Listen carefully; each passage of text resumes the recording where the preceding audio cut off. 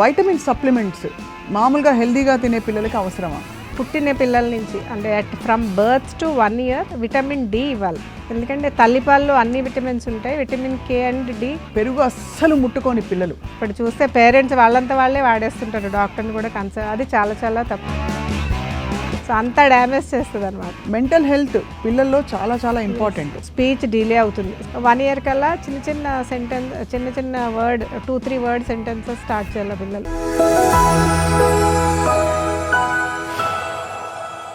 ఇది కేవలం సమాచారంగా మాత్రమే భావించండి. వైద్య నిపుణులను సంప్రదించండి. అందరికీ నమస్కారం and welcome to Sakshi life. ఇవాళ we have with us the right expert to speak about these things.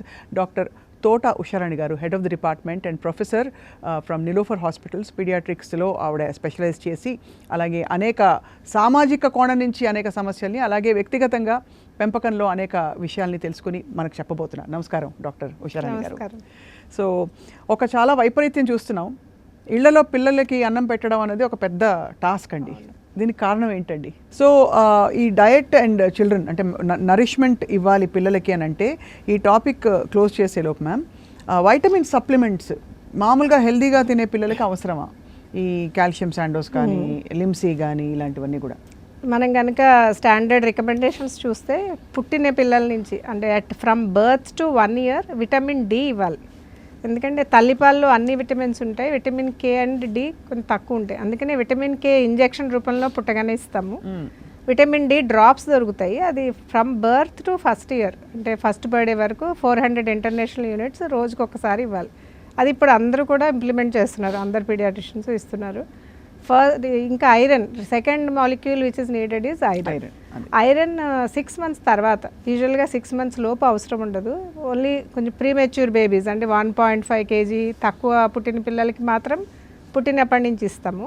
Otherwise normal birth weight పుట్టిన వాళ్ళకైతే 6 months తర్వాత ఐరన్ ఫస్ట్ అసలు చైల్డ్ని చూస్తాం అన్నమాట. వీటికి ఎనీమియా ఉందా లేదా అంటే పేల్గా, ఫిజికల్గా చూసినప్పుడే పేల్గా ఉండి హిమోగ్లోబిన్ తక్కువ ఉంటే ఐరన్ ట్రీట్మెంట్ ఇస్తాము.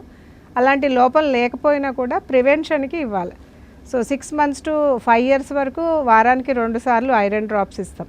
1 ml ఐరన్ డ్రాప్స్ ఇస్తాము. 5 years to 10 years కూడా వారానికి ఒక్కసారి.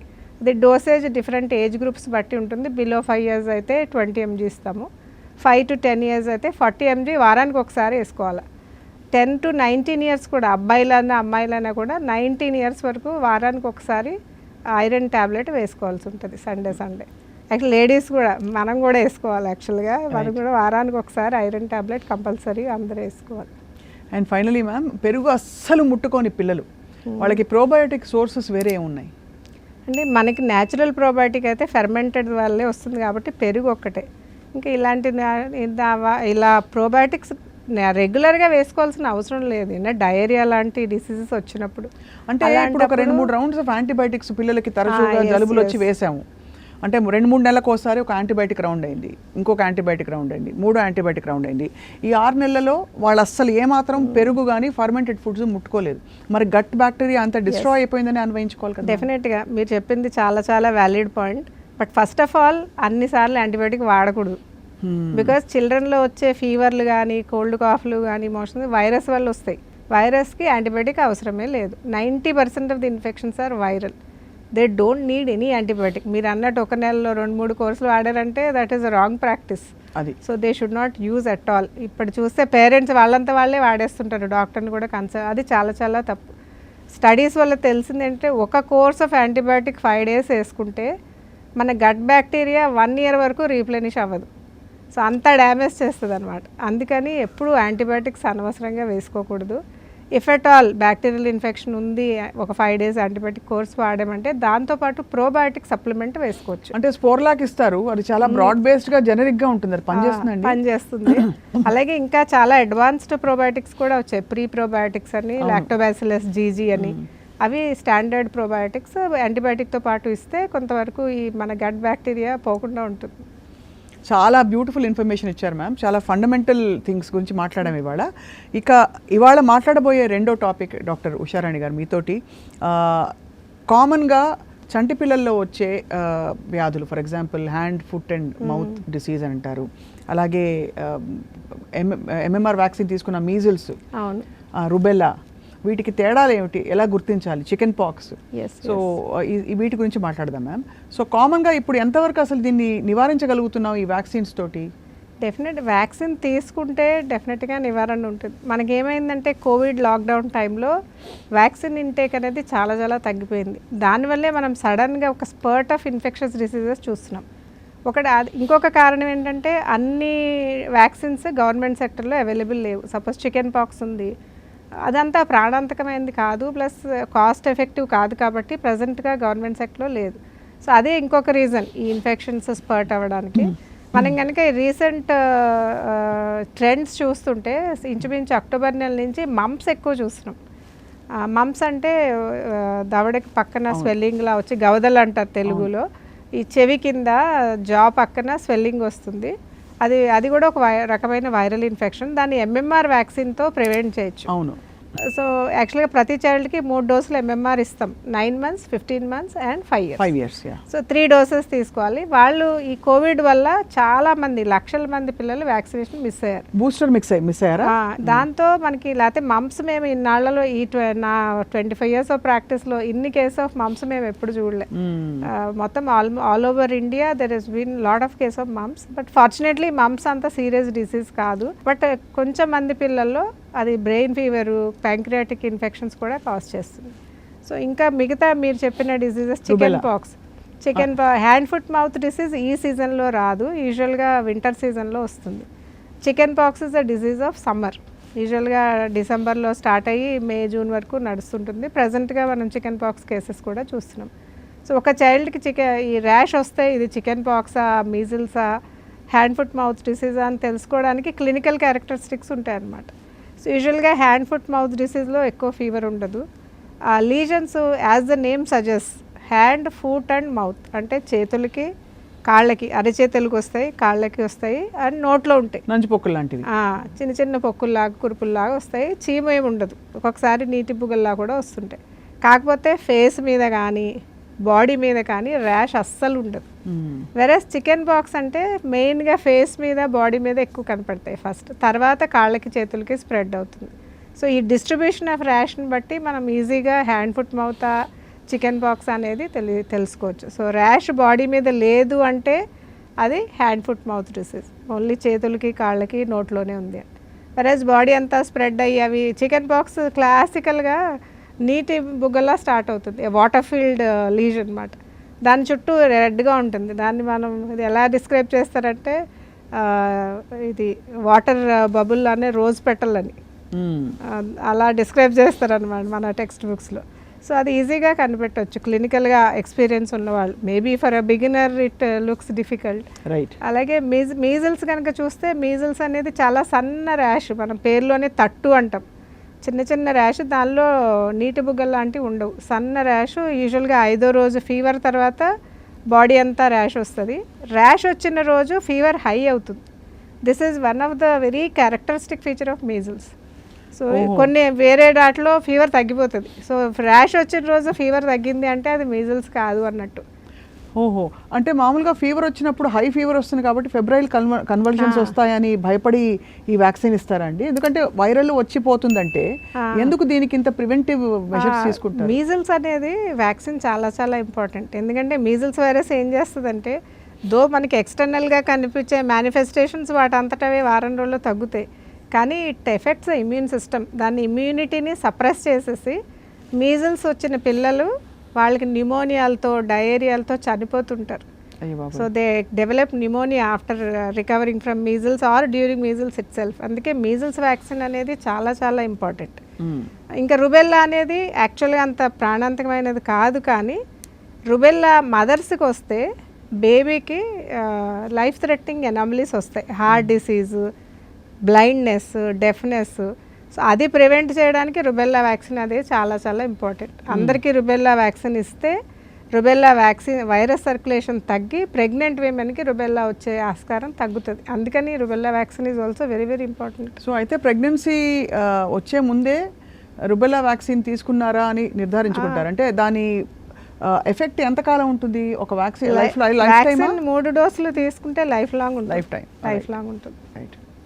సో అఫ్ కోర్స్ అన్నిటితో పాటు ఇప్పుడు రీసెంట్గా వచ్చిన కరోనా అనే ఒక పాండమిక్ తర్వాత కొత్తగా మనం ఏమన్నా అప్పర్ రెస్పిరేటరీ ఇల్నెసెస్ చూస్తున్నామండి పిల్లల్లో?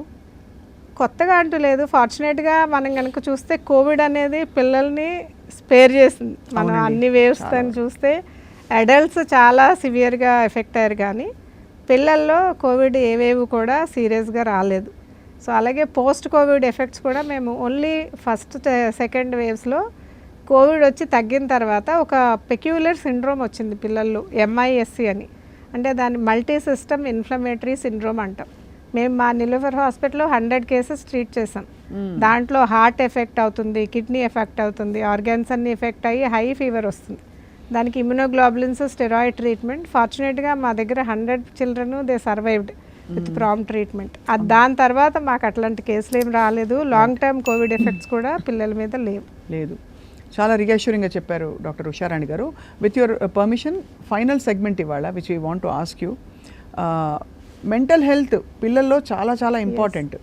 మనకి వీటికి స్పష్టమైన కొలమానాలు లేవు. ఏది నార్మల్, ఏది నాట్ వెరీ నార్మల్, ఏది completely abnormal, out of the spectrum అని అనడానికి అంటే అట్లీస్ట్ అవగాహన లేదు.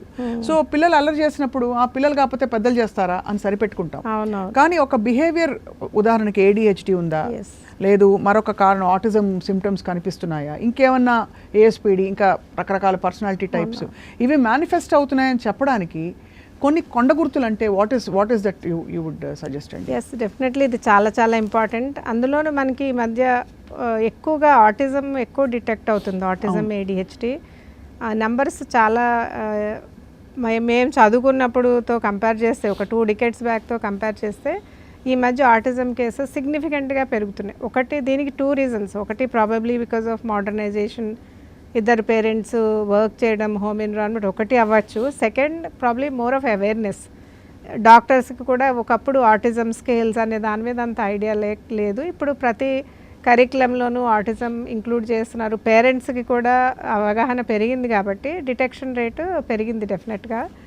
ఈ ఆటిజం ఉందా లేదా అనేది మెయిన్గా తెలుసుకోవాలంటే, మామూలుగా పిల్లలు గ్రోత్ ప్యాటర్న్ బట్టి ఒక్కొక్క ఏజ్లో ఒక్కొక్క మైల్ స్టోన్ డెవలప్ అవుతుంది. అలాగే స్పీచ్, ఇంటరాక్షన్. యూజువల్గా మనం 7 months పిల్లల్ని చూస్తే 7 monthsకి 8 monthsకి వచ్చేటప్పటికి వాళ్ళకి మన వాళ్ళు ఎవరు, బయట వాళ్ళు ఎవరు తెలుస్తుంది. స్ట్రేంజర్ యాంగ్జైటీ అంటాం. అలాగే ఒక 1 year దాటాక పిల్లలు దే టెన్ టు సోషలైజ్, అందరితో ఆడాలి. టోడ్లర్ పీరియడ్ వచ్చేటప్పటికి ఎవరైనా వాళ్ళకి ఇంక్విజిటివ్నెస్, ఎంతూసియాజం ఉంటుంది. కొత్త వాళ్ళని చూడగానే వాళ్ళని చూసి ఆడాలి.